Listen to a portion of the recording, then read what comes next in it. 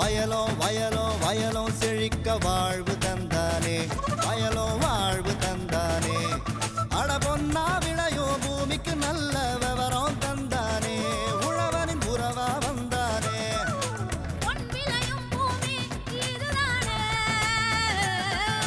வயலோ வயலோ வயலோ செழிக்க வாழ்வு தந்தானே, வயலோ வாழ்வு தந்தானே. அட பொன்னா விளையோ பூமிக்கு நல்ல விவரம் தந்தானே, உழவனின் உறவா வந்தானே. தந்தன தந்தன தன தந்தானே, மங்களம் பொங்கிட துணை வந்தானே. தந்தன தந்தன தன தந்தானே, மங்களம் பொங்கிட துணை வந்தானே. வேளாண் பெருமக்களுக்கு அன்பு வணக்கம். இன்றைய பொன் விளையும் பூமி நிகழ்ச்சியில் முதலில் வருவது வேளாண் செய்திகள், வேளாண் ஆலோசனை நேரம், வேளாண் சந்தை நிலவரம், வேளாண் வானிலை மற்றும் வேளாண் தொழில்நுட்பம்.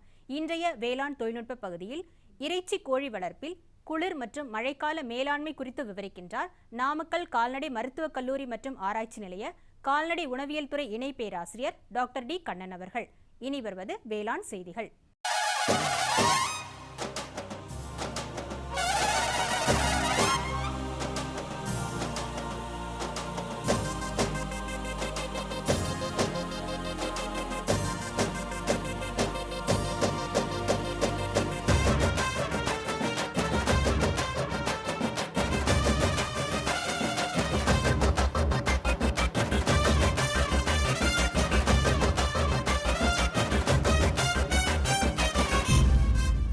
வணக்கம். வேளாண் செய்திகள். முதலில் வருவது மாத்தி யோசிச்சேங்க. தோட்டக்கலை துறையில் மானியம் பெற்று பப்பாளி சாகுபடி செய்து பயனடைந்த வேலூர் மாவட்டம் ரெட்டியூர் கிராம வேளாண்மையாளர் எல் உமாபதி அவர்கள் தரும் தகவல்கள். வேளாண் ஆலோசனை நேரத்தில் வடகிழக்கு மாவட்டங்களுக்கான வேளாண் அறிவிக்கை தொடரும். தகவல் நேரத்தில் தழைச்சத்தின் முக்கியத்துவம் மற்றும் மண்ணில் தழைச்சத்து ஆய்வு குறித்த தகவல்கள். தொடர்ந்து வேளாண் சந்தையில் வேளாண் ஒழுங்குமுறை விற்பனை கூடங்களின் வேளாண் விளைபொருட்களின் விலை நிலவரம், மதுரை பழங்காநத்தம் உழவர் சந்தையில் காய்கறிகளின் இன்றைய விலை நிலவரம், திருச்சி திருவரங்கம் மலர் சந்தையில் வணிக மலர்களின் இன்றைய விலை நிலவரம். வேளாண் வானிலையில் தெற்கு மண்டலம் ஒன்றிற்கு உட்பட்ட மாவட்டங்களுக்கான வானிலை அறிவிக்கை, உழவர் மற்றும் மீனவர்களுக்கான வானிலை முன்னறிவிப்பு. விரிவான செய்திகள். மாத்தி யோசிச்சேங்க. தோட்டக்கலை மற்றும் மலைப்பயிர்கள் துறை 1979 வேளாண்மை துறையிலிருந்து தனித்து உருவாக்கப்பட்டு 2015 முதல் தனிப்பணி விதிகளுடன் செயல்பட்டு வருகிறது. தோட்டக்கலை விவசாயிகளின் வருவாயை அதிகரித்து கிராமப்புற வேலை வாய்ப்பினை மேம்படுத்தவும் மற்றும் சிறப்பான வாழ்வாதாரத்தினை அளிப்பதன் மூலம் நாட்டின் பொருளாதார வளர்ச்சிக்கு முக்கிய காரணியாக விளங்குகிறது. வேலூர் மாவட்டம் தோட்டக்கலை துறையில் மானியம் பெற்று பப்பாளி சாகுபடி செய்து பயனடைந்த இம்மாவட்ட ரெட்டியூர் கிராம வேளாண்மையாளர் எல் உமாபதி அவர்களை சந்தித்த போது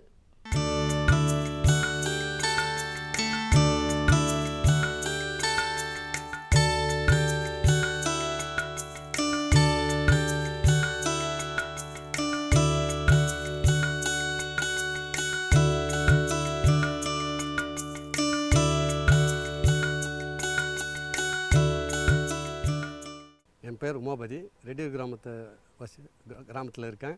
அணைக்கட்டு தாலுக்கா. 1 ஹெக்டேர் நிலம் வச்சிட்ருக்கேன். அது 1 ஹெக்டரும் பப்பாளி தான் பண்ணிகிட்ருக்கேன். 5 வருஷமாக பப்பாளி தொடர்ந்து பண்ணிட்டு வரேன்.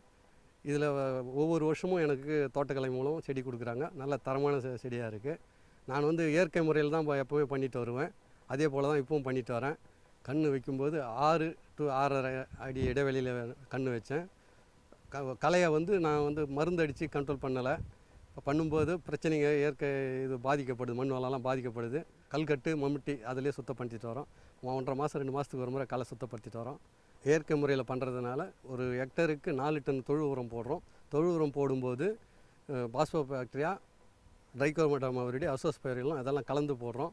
மண் வந்து நல்லா லேசாக இருக்குது.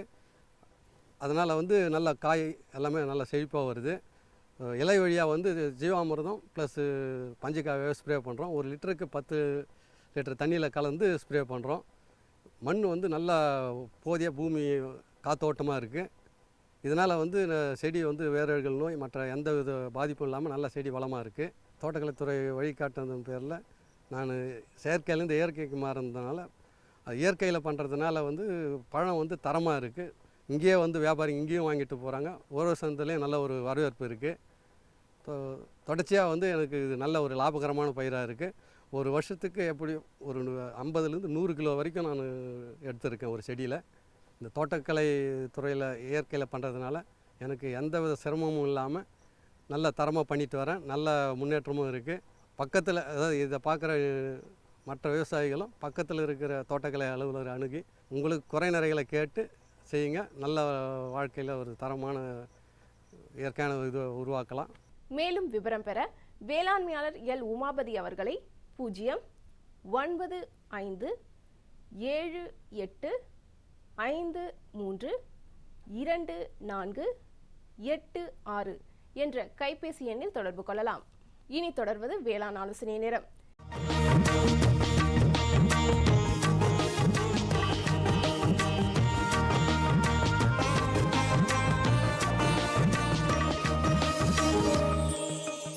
இன்றைய வேளாண் ஆலோசனை நேரத்தில் வடகிழக்கு மாவட்டங்களுக்கான வேளாண் அறிவிக்கை. சென்னை, காஞ்சிபுரம், விழுப்புரம், திருவண்ணாமலை, திருவள்ளூர், வேலூர் மற்றும் கடலூர் ஆகிய மாவட்ட வேளாண்மையாளர்களுக்கு முக்கிய பயிர்கள் நெல், கரும்பு மற்றும் நிலக்கடலை. எதிர்பார்க்கப்படும் மழையினால் பயிர்களுக்கு உரங்கள் மற்றும் பூச்சிக்கொல்லி மருந்து அளிப்பதை தள்ளி போடுமாறு வேளாண்மையாளர்கள் அறிவுறுத்தப்படுகிறார்கள். தோட்டக்கலை பயிர்களின் வேர் பகுதியில் தேங்காய் நார் கொண்டு மூடுவதன் மூலம் மண்ணின் ஈரப்பதத்தை பாதுகாக்கலாம். வேளாண்மையாளர்கள் தங்களுடைய கால்நடை தீவனப் பொருட்களை மழையில் நனையாமல் பாதுகாப்பதால் அப்லாடாக்சின் என்ற நச்சு தாக்காமல் தடுக்கலாம். கொட்டகையின் அருகில் தண்ணீர் தேங்காமல் பார்த்துக் கொள்வதன் மூலம் ஒட்டுண்ணிகளின் பெருக்கத்தை கட்டுப்படுத்தி அதனால் பரவும் நோய்களை கட்டுப்படுத்தலாம். வெள்ளாடுகள் மற்றும் செம்மறி ஆடுகளுக்கு கால்நடை மருத்துவரின் பரிந்துரைப்படி குடற்புழு நீக்கம் செய்யவும். இனி வருவது தகவல் நேரம். இன்றைய தகவல் நேரத்தில் தழைச்சத்தின் முக்கியத்துவம் மற்றும் மண்ணில் தழைச்சத்து ஆய்வு குறித்து விவரிக்கிறார் கடலூர் மாவட்டம் கரும்பு ஆராய்ச்சி நிலைய மண் ஆய்வுக்கூட வேளாண் அலுவலர் NK விஜயலட்சுமி அவர்கள்.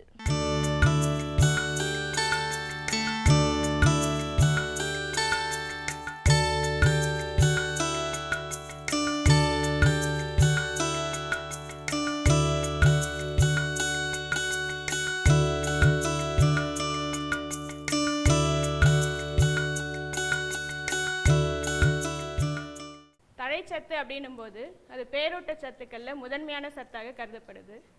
பேரூட்ட சத்துன்னா அதிகமான ஊட்டம் தர சத்தை தான் நம்ம பேரூட்டம் அப்படின்னு சொல்றோம். அந்த பேரூட்டத்துல நைட்ரஜன் அப்படிங்கிறது தான் முதன்மையான சத்து. இந்த சத்து ஏன் தழை சத்து அப்படின்னு சொல்றோம்னா பயிரோட தழை வளர்ச்சிக்கு அது மிக மிக அவசியமான சத்தாக கருதப்படுது. இந்த தழைச்சத்தை மண்ணாய்வு கூடத்துல கொடுக்கப்படுற மண் மாதிரிகள்ல எந்த அளவுக்கு இருக்கு அப்படின்னு நம்ம மண்ணாய்வு கூடத்துல பரிசோதனை செய்யறோம். மண் மாதிரியிலிருந்து ஒரு 20 கிராம் மண்ணை நம்ம எடுத்துக்கிறோம். அது கூட இந்த பொட்டாசியம் பர்மாங்கனேட் மற்றும் சோடியம் ஹைட்ராக்சைடு கரைசலை கலக்கும்போது சில நிகழ்வுகள் அதில் வேதியியல் நிகழ்வுகள் நடைபெறுது. அதாவது அந்த மண்ணில் இருக்க கரிமப் பொருளில் இருக்க நைட்ரஜன் வந்து இந்த வேதியியல் நிகழ்வின் மூலமாக அமோனியாவாக மாற்றப்பட்டு அந்த அமோனியா வந்து போரிக் அமிலத்தில் சேகரிக்கப்பட்டு அந்த போரிக் அமிலத்தில் இருக்க அமோனியா எந்த அளவுக்கு இருக்குது நைட்ரஜன் அப்படிங்கிறது கந்தக அமிலத்தோட எதிர்வினை புரிய செய்யப்பட்டு கண்டறியப்படுகிறது. இது மண் மாதிரியில் உள்ள நைட்ரஜன். இதை நம்ம ஒரு ஏக்கருக்கு எவ்வளோ இருக்குது அப்படிங்கிறத ஒரு கணக்கீடு மூலமாக கணக்கிடுறோம். அவ்வாறு ஏக்கருக்கு வந்து 0லேருந்து 113 கிலோ இருந்தால் குறைவான சத்துடைய மண்ணாக கருதப்படுகிறது. அதுவே 113லேருந்து 180 தாண்டுச்சுன்னா அது வந்து மத்தியம நிலையில் இருக்க சத்து உள்ள மண்ணாக கருதப்படுகிறது. 180 விட அதிகமாக இருந்தால் அது அதிகமான சத்துடைய மண்ணாக கருதப்படுகிறது. பொதுவாக இந்தியா போன்ற வெப்பம் மிகுந்த நாடுகளில் பார்த்தீங்கன்னா நைட்ரஜன் சத்து மிக குறைவாகவே இருக்குது. அதுக்கு காரணம் நம்மளோட வெப்பநிலை. டெம்பரேட் கண்ட்ரிஸ் சொல்கிற மாதிரி அந்த மாதிரி கண்ட்ரிஸ் நாடுகளில் பார்த்தீங்கன்னா வெப்பநிலை குறைவாக இருக்கும்போது நைட்ரஜன் சத்து ஈஸியாக மினரலைசேஷன்ற நிகழ்வு நடக்காமல் அங்கே நைட்ரஜன் சத்து மண்ணிலே நிலைநிறுத்தப்படுது. பொதுவாக இந்தியா போன்ற வெப்பம் மிகுந்த நாடுகளில் நைட்ரஜனோட சத்து மண்ணில் குறைபாடு இருக்கிறது இயற்கையாகவே இருக்குது. இந்த மாதிரி குறைபாட்டனை எவ்வாறு களையலாம் அப்படின்னும் போது பொதுவாக தழைச்சத்து இல்லை அப்படின்னு நீங்கள் ஃபீல் பண்ணிங்கன்னா உடனே வந்து யூரியாவை அதிக அளவில் நீங்கள் அப்ளை பண்ணுவீங்க. அந்த மாதிரி யூரியா அப்ளை பண்ணுறதும் தேவை தான் நமக்கு மண்ணுக்கு, அது இல்லைன்னு சொல்லலை. அது இல்லாமல் சில கரிம உரங்களாக இயற்கை உரங்களையும் நீங்கள் பயன்படுத்தினீங்கன்னா சத்து வந்து அதிகப்படுத்தப்படுவதோடு இல்லாமல் மண் வளமும் பாதுகாக்கப்படும். நுண்ணுயிர் உரங்களான அசோஸ்பைரிலம் போன்ற உரங்கள் பயன்படுத்தும் போது அது காற்றில் இருக்க தழைச்சத்து, பொதுவாக காற்றுல பார்த்தீங்கன்னா 78% நைட்ரஜன் நம்ம காற்றுல இருக்குது, ஆனால் அதை பயிரால் எடுத்துக்க முடியாது, அந்த லெவலில் தான் இருக்குது. நம்ம ஆக்சிஜன் பார்த்தீங்கன்னா ரொம்ப கம்மியான லெவலில் இருக்குது, 21% தான் இருக்குது. ஆனால் பயிருக்கு தேவையான நைட்ரஜன் 78% இருக்குது. அந்த நைட்ரஜனை ஈஸியாக கிரகிச்சு மண்ணுக்கு கொடுக்குற வேலையை இந்த அசோஸ்பைரிலம் போன்ற நுண்ணுயிர் உரங்கள் செய்யுது. அதனால் நுண்ணுயிர் உரங்களை அதிகப்படியாக இட்டு மண் வளத்தை காக்கணும். மேலும் விவரம் பெற வேளாண்மை அலுவலர் NK விஜயலட்சுமி அவர்களை 09848045416 என்ற கைபேசி எண்ணில் தொடர்பு கொள்ளலாம். விளம்பர இடைவேளைக்கு பிறகு வேளாண் செய்திகள் தொடரும். சரிங்க சரிங்க. இவ்ளோ நேரம் சிரிச்சு யார்கிட்ட பேசிட்டு இருந்தீங்க? விவசாயிகள் கால் சென்டர் நிபுணர்கிட்ட பயிர்கள் பத்தின யோசனை கேட்டுட்டு இருந்தேன். காலையில சரி, மதியானம் கூடவா? விவசாயிகள் கால் சென்டர் காலையில 6 மணில இருந்து ராத்திரி 10 மணி வரை திறந்திருக்கும். ஞாயிற்றுக்கிழமை கூடவா? ஆமா, வருஷத்துல 365 நாளும் திறந்திருக்கும். விவசாயம் சம்பந்தப்பட்ட பிரச்சனைகளுக்கு தங்கள் மொழியில் உடனே தீர்வு பெற இந்தியாவில் எங்கிருந்தும் எந்த போன் மூலமும் தேசிய ஹெல்ப்லைன் நம்பர் 1800-180-1551 தொடர்பு கொள்ளவும். இனி வருவது வேளாண் சந்தை.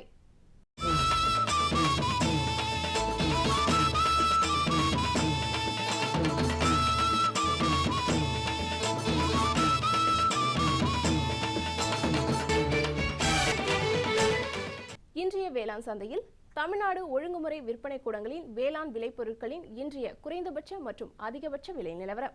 கம்பு இதர ரகம் தேனியில் குறைந்தபட்சமாக 1780 முதல் அதிகபட்சமாக 1860 ரூபாய்க்கும், சோளம் சிவப்பு அருப்புக்கோட்டையில் குறைந்தபட்சமாக 1900 முதல் அதிகபட்சமாக 2000 ரூபாய்க்கும், திருமங்கலத்தில் குறைந்தபட்சமாக 1800 முதல் அதிகபட்சமாக 2000 ரூபாய்க்கும், மக்காச்சோளம் இதர ரகம் திண்டுக்கல்லில் குறைந்தபட்சமாக 1450 முதல் அதிகபட்சமாக 1750 ரூபாய்க்கும், பழனியில் குறைந்தபட்சமாக 1650 முதல் அதிகபட்சமாக 1800 ரூபாய்க்கும், நெல் இதர ரகம் கெங்கவல்லியில் குறைந்தபட்சமாக 930 முதல் அதிகபட்சமாக 980 ரூபாய்க்கும், கரூரில் குறைந்தபட்சமாக 1460 முதல் அதிகபட்சமாக 1500 ரூபாய்க்கும், கேழ்வரகு இதர ரகம் ஓசூரில் குறைந்தபட்சமாக 2200 முதல் அதிகபட்சமாக 2450 ரூபாய்க்கும், திண்டிவனத்தில் குறைந்தபட்சமாக 1399 முதல் அதிகபட்சமாக 1919 ரூபாய்க்கும், டிவி கம்பு இதர ரகம் செஞ்சியில் குறைந்தபட்சமாக 1450 முதல் அதிகபட்சமாக 2186 ரூபாய்க்கும், விழுப்புரத்தில் குறைந்தபட்சமாக 1548 முதல் அதிகபட்சமாக 2231 ரூபாய்க்கும், பருத்தி இதர ரகம் திண்டுக்கல்லில் குறைந்தபட்சமாக 3500 முதல் அதிகபட்சமாக 5500 ரூபாய்க்கும், கொளத்தூரில் குறைந்தபட்சமாக 4600 முதல் அதிகபட்சமாக 5800 ரூபாய்க்கும், புலி தர்மபுரியில் குறைந்தபட்சமாக 5200 முதல் அதிகபட்சமாக 5450 ரூபாய்க்கும், பாப்பாரப்பட்டியில் குறைந்தபட்சமாக 4900 முதல் அதிகபட்சமாக 5250 ரூபாய்க்கும், கொப்பரை தேங்காய் இதர ரகம் அரூரில் குறைந்தபட்சமாக 1500 முதல் அதிகபட்சமாக 1700 ரூபாய்க்கும், பர்கூரில் குறைந்தபட்சமாக 1450 முதல் அதிகபட்சமாக 1650 ரூபாய்க்கும், மணிலா இதர ரகம் திண்டுக்கல்லில் குறைந்தபட்சமாக 3500 முதல் அதிகபட்சமாக 5000 ரூபாய்க்கும், கரூரில் குறைந்தபட்சமாக 4100 முதல் அதிகபட்சமாக 4300 ரூபாய்க்கும், மஞ்சள் கிழங்கு பெருந்துறையில் குறைந்தபட்சமாக 7209 முதல் அதிகபட்சமாக 7809 ரூபாய்க்கும், சேலத்தில் குறைந்தபட்சமாக 6830 முதல் அதிகபட்சமாக 7890 ரூபாய்க்கும் விற்பனை செய்யப்பட்டது. மதுரை பழங்காநத்தம் உழவர் சந்தையில் காய்கறிகளின் இன்றைய விலை நிலவரம்.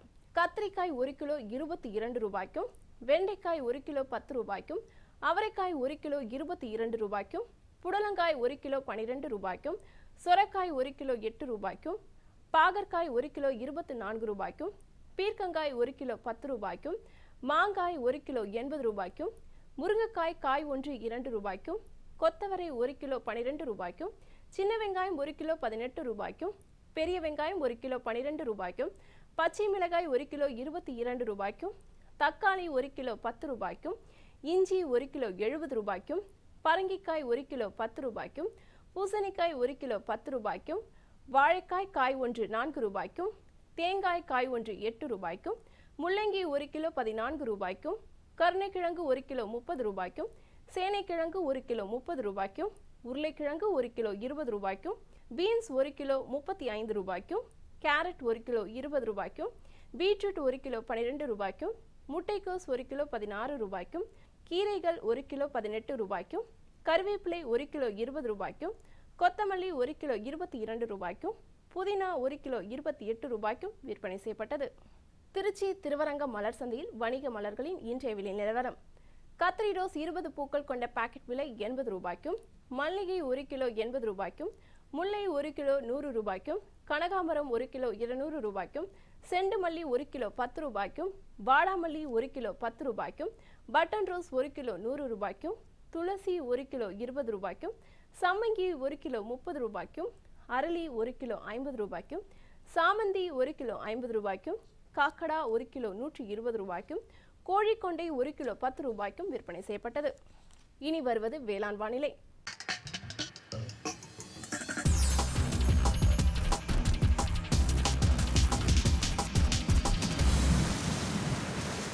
இன்றைய வேளாண் வானிலையில் தெற்கு மண்டலம் 1க்கு உட்பட்ட மாவட்டங்களான விருதுநகர், திருநெல்வேலி, தூத்துக்குடி ஆகிய மாவட்டங்களில் காற்றின் வெப்பநிலை அதிகபட்சமாக 37.8 டிகிரி செல்சியஸ் ஆகும், குறைந்தபட்சமாக 26.1 டிகிரி செல்சியஸ் ஆகும்.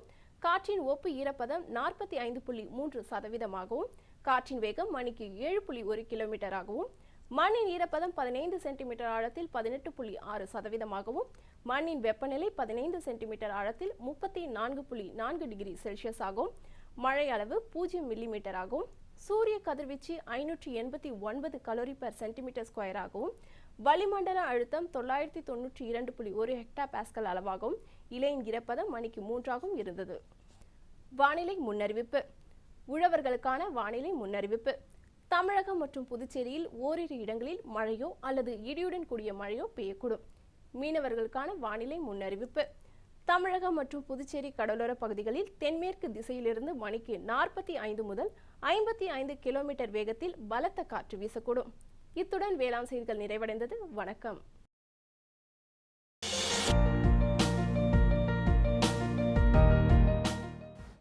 வேம்பு கலந்த யூரியா. சிறந்த உற்பத்திக்காக வேம்பு கலந்த யூரியா நம் நாட்டிலேயே 70 லட்சம் டன்னாக அதிகரிக்க 6 ஆலைகள் சீரமைக்கப்படுகின்றன. FCIL-இன் கோரக்பூர், சித்ரி, தல்ச்சர் மற்றும் ராமகுண்டம் ஆலைகள், HFCL-இன் பரௌனி மற்றும் BVFCL-இன் நாமருல் போர்ட் ஆகியன. பழம் நழுவி பாலில் விழுந்தது போல இப்பொழுது நம் நாட்டிலேயே வேம்பு கலந்த யூரியா உற்பத்தி செய்யப்படும். இதனால் விவசாயிகளுக்கு நன்மையே விளையும். 10% வரை தானிய உற்பத்தி அதிகரிக்கும். மண்ணில் 10 to 15% நைட்ரஜன் திறன் அதிகரிக்கும். சிறந்த உற்பத்திக்கு வேம்பு கலந்த யூரியா.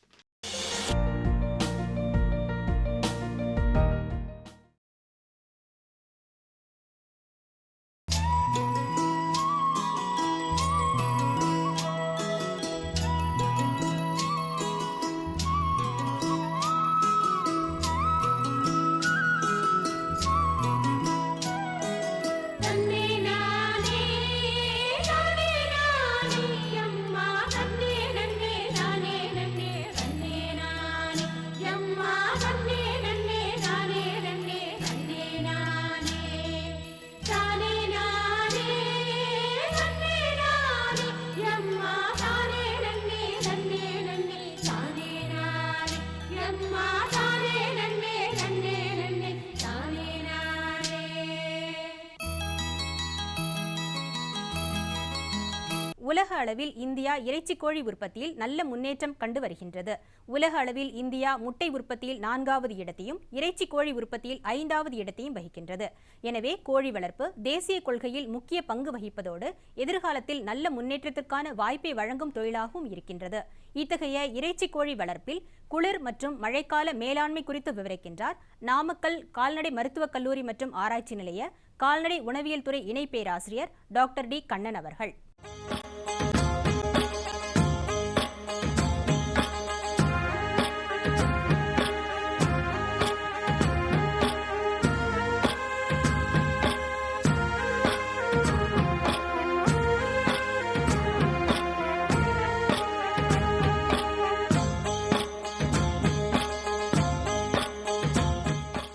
வேளாண் பெருமக்களே வணக்கம். நாம் இப்பொழுது பார்ப்பது குளிர் மற்றும் மழைக்காலங்களில் கறிக்கோழி பராமரிப்பு முறைகள்.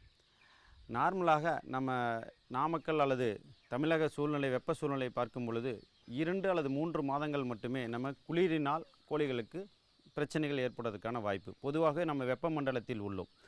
இந்த குளிர்கால நேரத்தில் அல்லது மழைக்கால நேரத்தில் என்னென்ன பராமரிப்பு முறைகளை நாம் கையாளுவதால் நாம் கோழியில் இறப்புகளையும் அதிக லாபத்தையும் ஈட்ட முடியும் என்று பார்த்தால், பொதுவாக இளம் பருவ குஞ்சுகளுக்கு, அதாவது முதல் 2 வாரத்திற்கு, முதல் நாளிலிருந்து ஒரு 15 நாள் வரை அந்த குஞ்சுகளுக்கு தேவையான வெப்பத்தை கொடுக்க வேண்டிய சூழ்நிலை. ஏனென்று கேட்டால், குஞ்சுகள் பொரிக்கும் பொழுது மஞ்சக்கருவானது கோழியின், அதாவது குஞ்சுகளின் உள் இருக்கும். அந்த மஞ்சக்கருவானது 1 வாரத்திற்கு அதே ஒரு சத்து பொருளாக, நியூட்ரியண்டாக கோழிகளுக்கு கிடைக்கின்றது. அவற்றை கரைவதற்கு சரியான வெப்பம் சரியான தருணத்தில் கொடுக்க வேண்டும். அப்படி என்றால் முதல் வாரத்தில் ஒரு 95 டிகிரி ஃபாரன்ஹீட் இருக்கக்கூடிய அளவிலும், அடுத்த வாரத்தில் ஒரு 90 டிகிரி என்றும், இந்த மாதிரி முதல் 2 வாரங்களுக்கு சரியான வெப்பம் கொடுக்க வேண்டும். அவ்வாறு வெப்பம் கொடுக்கும் பொழுது மட்டுமே கோழியில் அல்லது குஞ்சுகளில், இளம்பருவ குஞ்சுகளில் மார்டாலிட்டி, அதாவது டெத்து இல்லாமல் இருக்கும். அவற்றிற்கு எவ்வாறு செய்ய வேண்டும் என்றால், இது போன்ற படுத்தாக்களை அமைத்து பண்ணையின் உட்புறம் குளிர்காற்றோ அல்லது மழையோ போகாமல் இருக்க நாம் பார்த்து கொள்ள வேண்டும். உள்ளே எவ்வாறு வெப்பத்தை அதிகப்படுத்துவது என்றால், எலக்ட்ரிக்கல் பல்ப், ஆர்டினரி பல்பு போட்டு வெப்பத்தை அதிகப்படுத்தலாம். அல்லது கேஸ் ப்ரூடிங் என்று சொல்லக்கூடிய எல்பிஜி கேஸை வச்சு ப்ரூடர் அதுக்காகவே விற்பனைக்கு உள்ளது, அவற்றை கொண்டும் வெப்பப்படுத்தலாம்.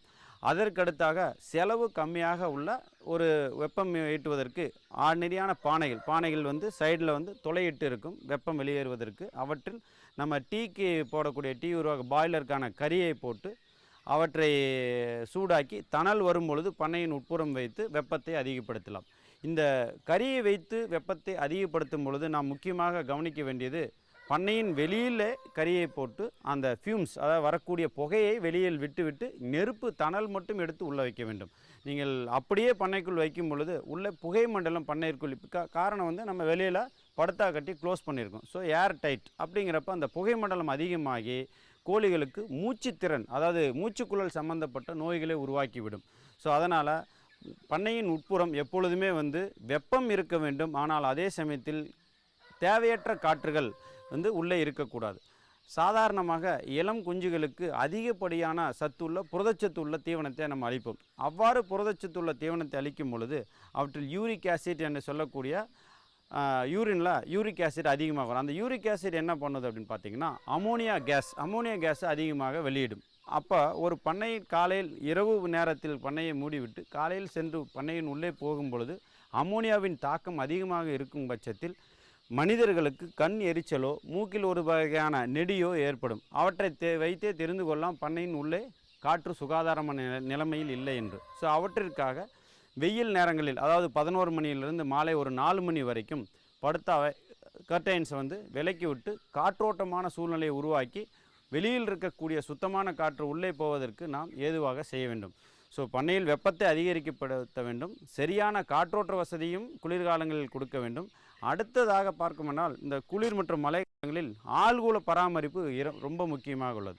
ஏனென்று கேட்டால், ஈரப்பதமுள்ள காற்றும் இப்போ பண்ணைக்குள்ள யூரினேஷன் அதிகமாக இருக்கிறதுனால் குளிர்கால டைமில் கொஞ்சம் தண்ணி குடித்தாலும் அதனோட யூரின் அவுட்புட் பர்சன்டேஜ் ஆஃப் மாய்ஸ்சர்னு சொல்லக்கூடிய அது எச்சத்தில் அதிகப்படியான ஈரத்தன்மை இருக்கும். அதனால் ஆழ்கூளமானது ரொம்ப ஈரமாகிவிடும். அந்த ஈரத்தன்மையை பாதுகாப்பதற்கும் அல்லது தண்ணீர் தட்டு வைக்கிறோம், அவை கீழே விழுந்து தண்ணீர் சிந்தி விட்டாலோ அந்த ஆழ்கூளங்களை அகற்றிவிட்டு புதிய ஆழ்கூளத்தை போட வேண்டும்.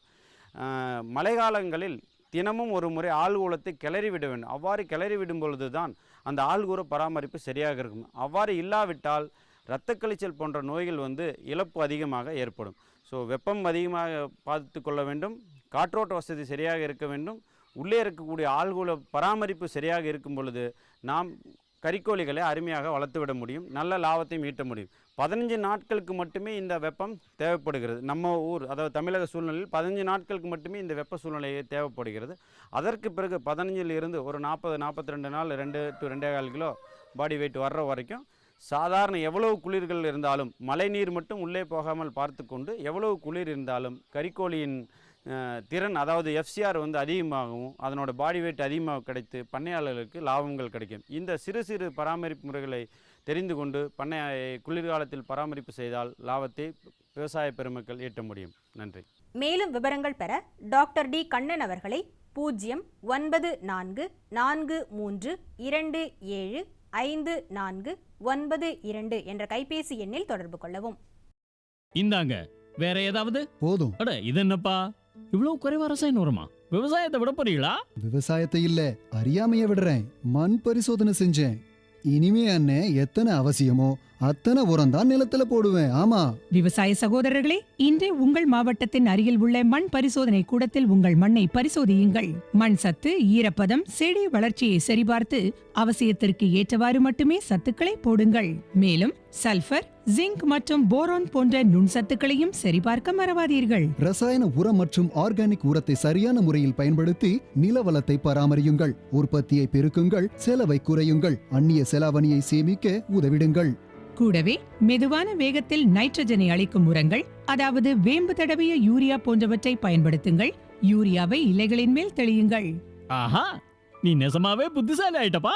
மேலும் விவரங்களுக்கு தொடர்பு கொள்ளவும் மாவட்ட வேளாண் அதிகாரி அல்லது விவசாயி கால் சென்டரை. 20/9/2016 செவ்வாய்க்கிழமை அன்று பொன் விளையும் பூமி நிகழ்ச்சியில் மாத்தி யோசிச்சேங்க, வேளாண்மை கூட்டுறவு வங்கியின் வேளாண் கடன் பெற்று கரும்பு சாகுபடி செய்து பயனடைந்த வேலூர் மாவட்டம் குறும்பேரி கிராம வேளாண்மையாளர் KN பாரிவள்ளல் அவர்கள் தரும் தகவல்கள். வேளாண் ஆலோசனை நேரத்தில் நாமக்கல், சேலம், தருமபுரி மற்றும் கிருஷ்ணகிரி ஆகிய மாவட்டங்களுக்கான வேளாண் அறிவிக்கை.